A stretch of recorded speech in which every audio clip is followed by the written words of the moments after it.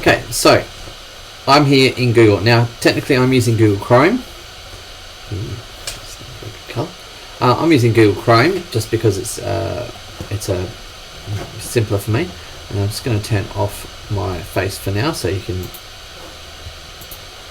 work better. Okay. So what we're going to be doing is in Google Chrome or in Safari or any Internet Explorer, whichever you want to do. I'm currently logged in on this one, so you can see I'm logged in here.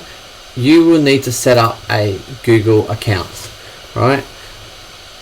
You already have a Google account under your Adelaide Uni email. However, once you leave Adelaide Uni, that account will leave with you, or it will disappear. So it's best that you set up a new Google account now. Make it something professional. I've always used Johnson Labs. It's just what I always do. But if you're going to use something like Jared Johnson 2017 or something like that, don't use anything that seems crass, vulgar, or unprofessional. Right. So once you've got your Gmail account, what we're going to do is we're going to go to Google Sites. So all you need to do is type in Sites. First one that comes up is Google Sites.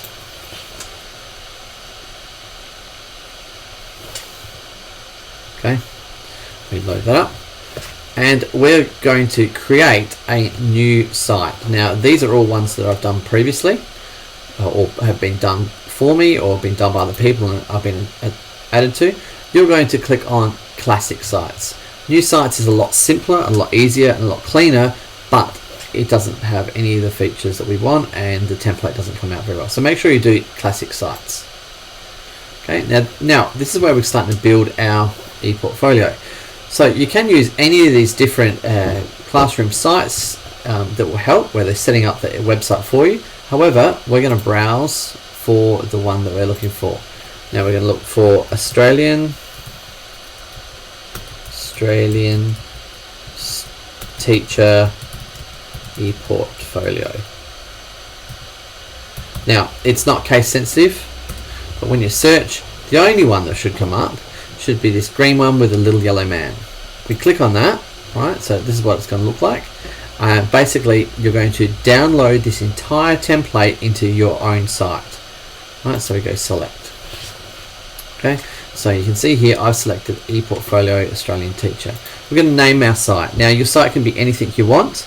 However, you want it to be something that is going to be interesting and related to you. So I'm going to try Jared Johnson as my site. I know it's not going to exist, so I'm going to try Jared Johnson 2017.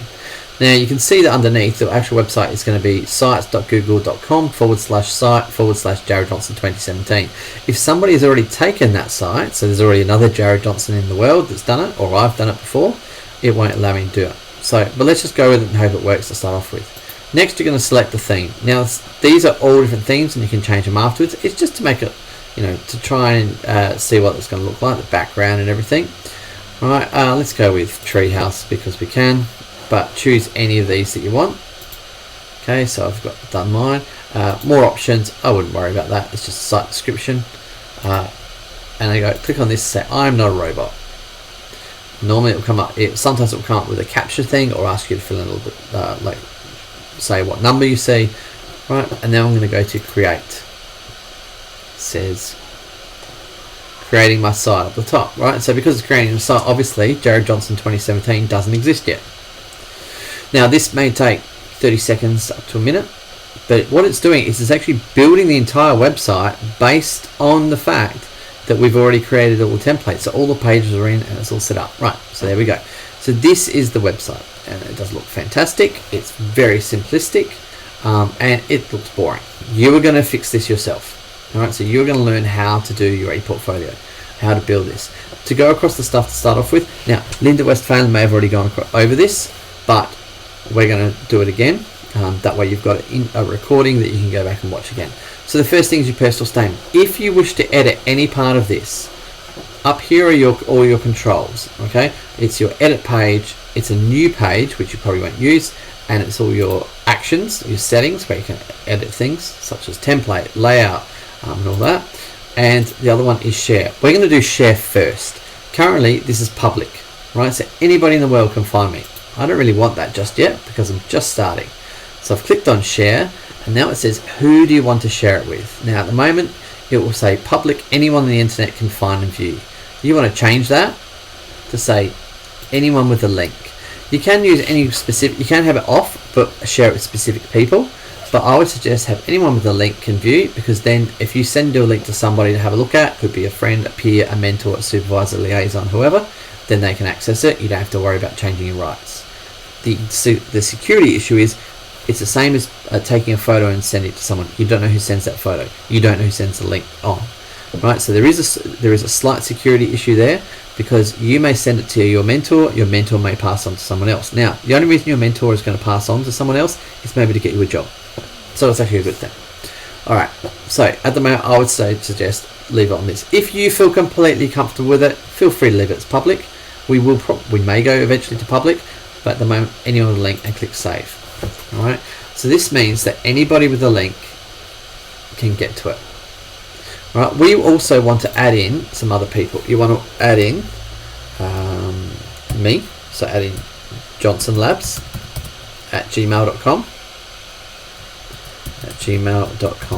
Okay, and you also want to add in Linda Westphalen, which is Linda Westphalen at Gmail. Let's just use our Adelaide Uni one.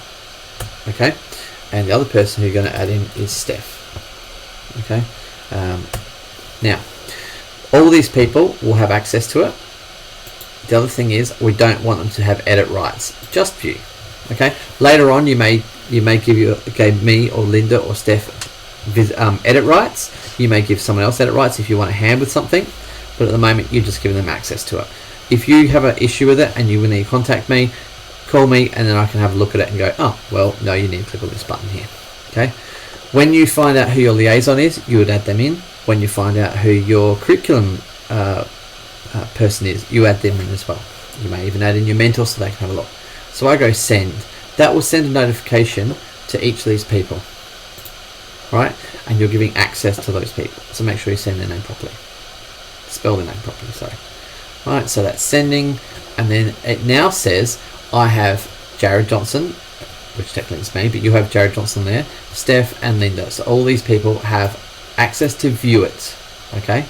Now, once you finish, please take away our access, because otherwise you end up with what I had, which was lots and lots of websites that you can't get access out of. Now to get back, I go to click on here. Right. Now, so here it's shared. See, now it's actually says anyone with a link. So now it's actually in a protected environment. Now, to edit the writing here, all we do is click on edit page. When we click on edit page, this is now just like a Word document. Okay, so I can go in here and I can edit it. It's got all the things: insert, format, table, layout, whatever. It's exactly the same as normal. What you're doing in a normal website, you've also got pasting links on. This page here is your personal statement, and Linda will go through exactly what to put in that. Before I leave this page, I click save. It's the same for any page. Right, so that's your personal statement. Your standards are all going to go in here. So if we click on standard 1, we get to a table. Now in here you've got the physical like the standard 1.1, and then what your reflection is against that standard. If you want to add some reflection, simply click on it. Okay, it will have the standard at the top, and you can put in your reflection here. So standard 1.1, understanding, so you're going to do this a lot better than me, understanding how students learn is important. Okay, now you're going to get any marks if you do that. Click save, just for the purpose of you can see how it changes. Okay, so just click on them to save. I'll point out this is not the best format, but this is the easiest format. If you want to learn how to do a better format, we can deal with that later on in the year. So that's all your standards. If I click on standards itself, right, it comes up to here, and you can see an example of a certificate from last year. Now your reflective practice is where you are going to do a post. You can see here, this is where you're going to have all your blog and your reflection. Your Steph has asked you to reflect lots. I'll ask you to do lots of stuff for ICT. But this is basically where you can keep hold of everything. The good thing about this is it allows you to add in lots of links. Alright, so if I wanted to do a new post, I just simply click new post. Okay, and it'll open up this. Now this is actually technically a new page, but all the pages are filed, and this is setting up your ePortfolio. We are working online to set up our ePortfolio. Okay, now this may be related to standard ABST standard 6. Oops, 6. Now, because it's related to APS standard 6, I have highlighted what I want to make a link for. I click on the link. It says here, oh, where did you want it to link to? Now I can link it to an external website, or I can link it in here to our standards, and we've got standard 6. Okay. So now that's linked. Now don't click on it because it won't work just yet. I can click save. Okay, and it's going to actually publish that. It's a very, very short blog. Now, realistically, that's too short, but that's okay. Okay, so there we have it. And if I click on this, it will take me straight to standard 6. If I go back to reflective practice, you can see here I've done my post. Now, if I click back on here and wish to delete this post, okay, I'm in setting up my portfolio, and I'm going to click on here and go delete page. Be very, very careful if you're going to delete a page, because if you delete the wrong page, you may wipe out your entire portfolio.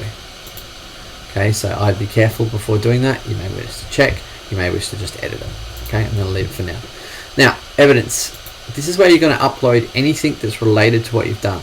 All right, here we've given an example because I've uploaded a picture of Linda and myself when we were first setting up the portfolio. You can see we're both super excited about doing this. All right. Up here is a link to the School of Education. Now you can add in evidence. All you need to do is, if you want to add a file, just click here or add a link to a website. I'm going to add a file. All right, and the file may be a screenshot. Okay, and I will upload it into here.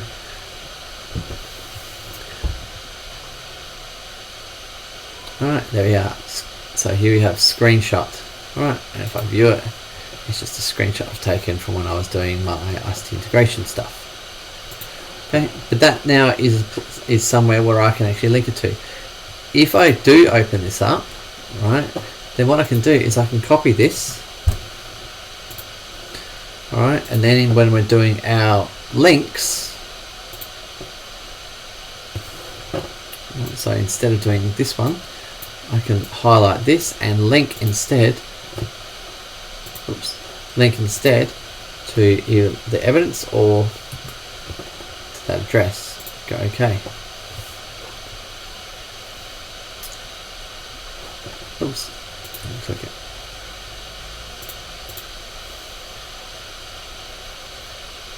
Getting there. Oh, maybe it's not. Ah, it's actually highlighted.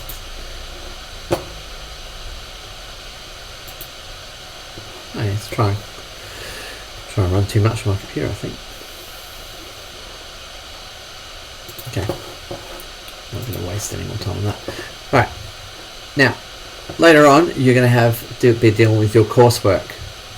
Your coursework will contain information for STIC, for education for inclusion, curriculum core, or your ICT integration, curriculum methodology, and curriculum methodology 2. Now these two will be renamed if you're doing biology or economics or science or whatever. For now I'm just going to go to ICT integration, and this is where you can put in all your different ICT integration things. You can see I've already added up the training module here. Finally, employment. A lot of this stuff will come in later on. Professional learning network is a place where you can include all your information related to any networks you're doing. So if you join SASTA or MASA or KEGSA or anything like that. Your professional development is all of the PD you may do whilst you're out in school.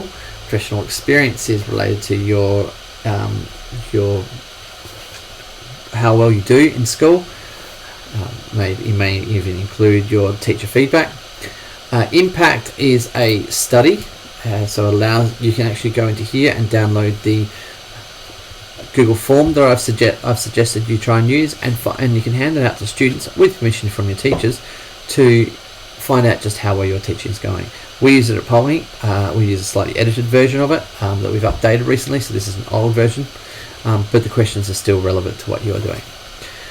And finally, school-based reflection. When you're going out next year to do your long-term placement, this will be a place same as your reflective practice, where you can actually keep including all your information and keeping it all in the same place here.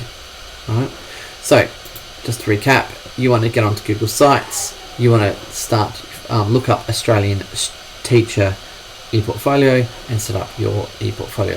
If that's as far as you get for this week, that's fantastic. But have a look, see how you go, and good luck.